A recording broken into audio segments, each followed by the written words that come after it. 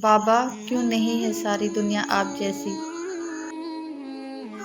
تم سجدہ زمین پر کرتے ہو اور تمہاری صدائیں ساتویں آسمان تک جاتی ہیں۔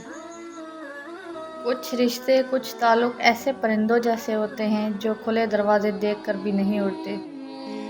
سکون پتہ ہے کیا ہے؟ اکیلے بیٹھ کر اللہ سے باتیں کرنا۔ دنیا کی سب سے خوش نصیب عورت وہ ہے جس کے پاس ایک مخلص مرد ہے۔ میں نے یقین کے ہر درجے پر اپنے اللہ کو پایا، الحمدللہ۔ صرف قرآن پاک ہی وہ سچا دوست ہے جو قبر میں بھی آپ کا ساتھ دے گا۔ توڑنے والے ہزار بیٹھے ہیں، جوڑنے والا صرف اللہ ہے۔ توبہ روح کا غسل ہے، جتنی بار کی جائے روح میں نکھار پیدا ہوتا ہے۔ دعا اس چیز کو بھی تم تک کھینچ لاتی ہے جو تمہارے نصیب کا حصہ بھی نہیں ہوتی۔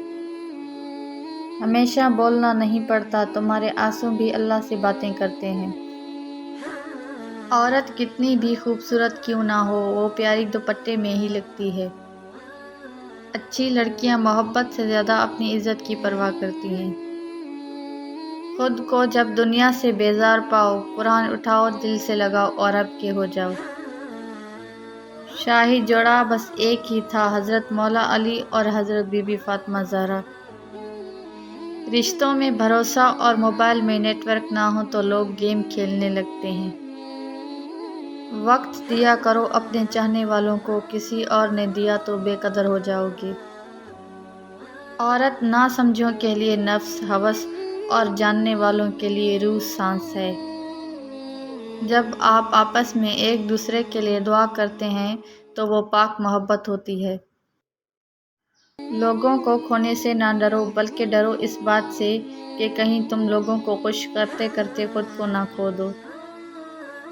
وہاں بیٹھ کر رونا بہت سکون دیتا ہے جہاں اللہ کے سوا دیکھنے والا کوئی نہ ہو۔ اللہ کو بہت پسند ہے جب آپ دنیا سے نہیں اللہ سے مانگتے ہو۔